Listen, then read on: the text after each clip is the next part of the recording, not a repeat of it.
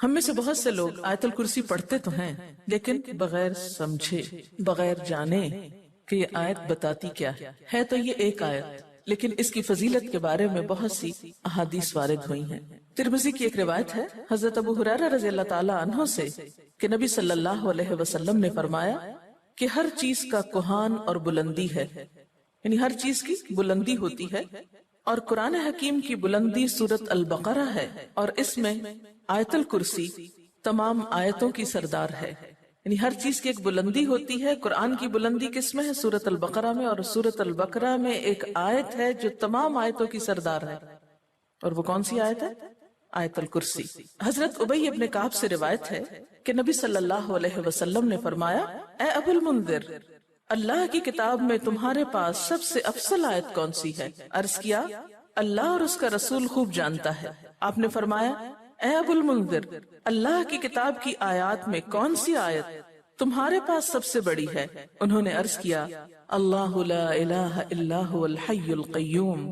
تو آپ صلی اللہ علیہ وسلم نے میرے سینے پر ہاتھ مارا اور فرمایا، ابو المنذر، تمہیں تمہارا علم مبارک ہو، یعنی واقعی یہ آیت سب سے بڑی آیت ہے۔ اس کے بارے میں آتا ہے، جو شخص ہر فرض نماز کے بعد آیت الکرسی پڑھ لے، اسے جنت میں جانے سے کوئی چیز نہیں روکے گی سوائے موت کے۔ اسے ابن مردویہ نے روایت کیا ہے۔ اللہ تعالیٰ نے حضرت موسیٰ بن عمران کی طرف وحی کی کہ ہر فرض نماز کے بعد آیت الکرسی پڑھ لیا کرو۔ جو شخص یہ کرے گا میں اسے شکر گزار دل، ذکر کرنے والی زبان دوں گا۔ اس پر ہمیشگی صرف نبیوں سے ہوتی ہے، یا صدیقوں سے، یا اس بندے سے جس کا دل میں نے ایمان کے لیے آزما لیا ہو، یا اسے اپنی راہ میں شہید کرنا چاہتا ہوں۔ یعنی اس آیت کی پابندی ہر فرض نماز کے بعد اللہ کے خاص بندوں سے ہی ہوتی ہے۔ بس اپنے آپ کو چیک کر لیں کہ آپ ان میں شامل ہیں کہ نہیں، کیونکہ ہم نماز میں کچھ سوچتے رہتے ہیں، جو ہی سلام پھیرتے ہیں پھر بغیر کچھ سوچے سمجھے جو سوچ رہے ہوتے ہیں اس کو بیان کرنے لگتے ہیں، اور یہ بھول جاتے ہیں کہ یہ وقت آیت الکرسی پڑھنے کا ہے۔ لیکن جب انسان کا دل اللہ کی طرف مائل ہو جاتا ہے تو پھر نہیں بھولتا۔ نبی صلی اللہ علیہ وسلم نے یہ بھی فرمایا کہ جس گھر میں آیت الکرسی پڑھی جائے اس گھر سے شیطان نکل جاتا ہے۔ اس کے بارے میں ایک روایت ہے جو بخاری کی ہے، صحیح حدیث ہے۔ حضرت ابو ہریرہ رضی اللہ تعالیٰ عنہ کہتے ہیں کہ آپ صلی اللہ علیہ وسلم نے مجھے صدقہ فطر کی حفاظت پر مقرر کیا۔ فطرانہ جمع ہو رہا تھا اور آپ نے اس کی حفاظت کے لیے ان کو ایک طرح سے چوکیداری دی۔ کوئی شخص آیا اور غلہ چوری کرنے لگا، میں نے اسے پکڑ لیا اور کہا، میں تجھے رسول اللہ صلی اللہ علیہ وسلم کے پاس لے جاؤں گا۔ وہ کہنے لگا، میں محتاج ہوں، عیالدار ہوں، سخت تکلیف میں ہوں، چنانچہ میں نے اسے چھوڑ دیا۔ جب صبح ہوئی تو آپ نے مجھ سے پوچھا، ابو ہریرہ، آج رات تمہارے قیدی نے کیا کہا تھا؟ میں نے کہا، یا رسول اللہ صلی اللہ علیہ وسلم، اس نے محتاجی اور عیالداری کا شکوہ کیا تھا، مجھے رحم آیا تو میں نے اسے چھوڑ دیا۔ آپ نے فرمایا، دھیان رکھنا، وہ جھوٹا ہے، وہ پھر تمہارے پاس آئے گا۔ چنانچہ اگلی رات وہ پھر آیا اور غلہ اٹھانے لگا، میں نے اسے پکڑ لیا اور کہا، آج تو ضرور میں تمہیں نبی صلی اللہ علیہ وسلم کے پاس لے جاؤں گا۔ وہ کہنے لگا، مجھے چھوڑ دو، میں محتاج ہوں، عیالدار ہوں، آئندہ نہیں آؤں گا۔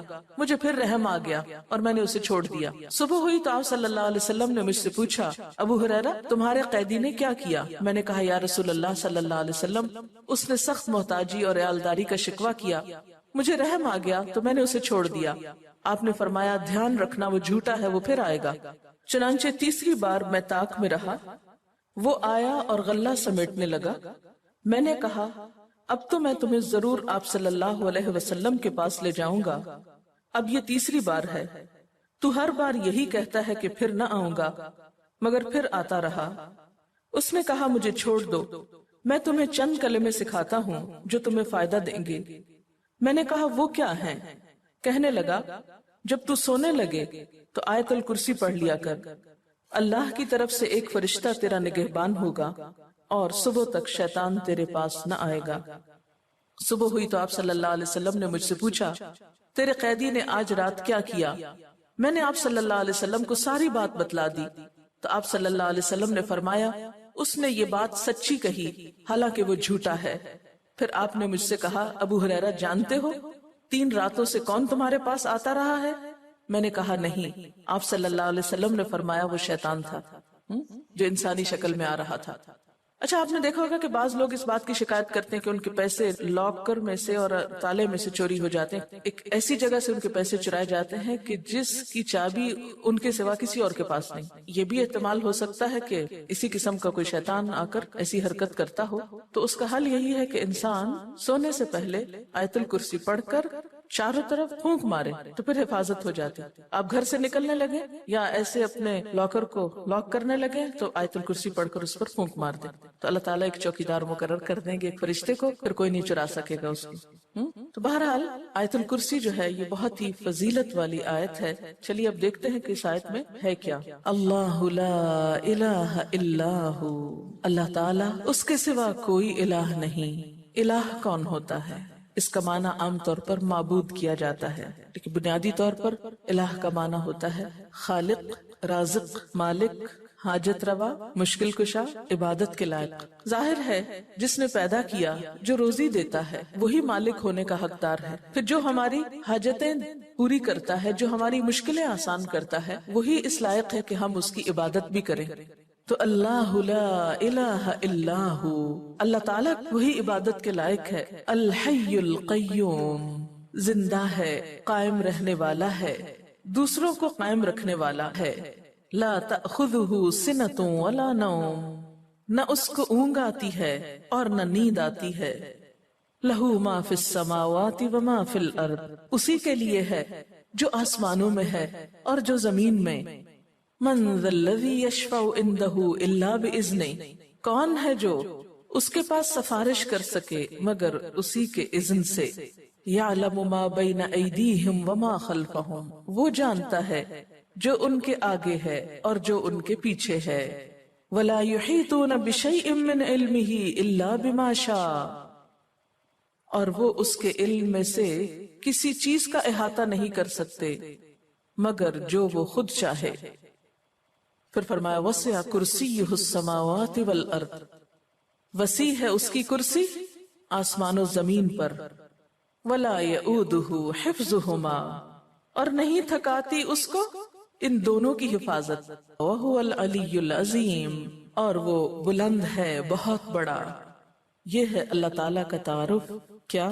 نمبر 1 اس کے سوا کوئی الہ نہیں. نمبر 2 وہ زندہ ہے. نمبر 3 قائم رہنے والا ہے، قائم رکھنے والا ہے. نمبر 4 اس کو نیند اور اونگ نہیں آتی. نمبر 5 آسمان و زمین کا مالک وہی ہے. نمبر 6 اس کے پاس کسی کی سفارش کام نہ کرے گی مگر اسی کی اجازت کے ساتھ، یعنی سارا اختیار قیامت کے دن اسی کے پاس ہوگا. نمبر 7 انسانوں کے سامنے اور انسانوں کے پیچھے، یعنی ان کا ماضی اور مستقبل سب کا علم وہ رکھتا ہے.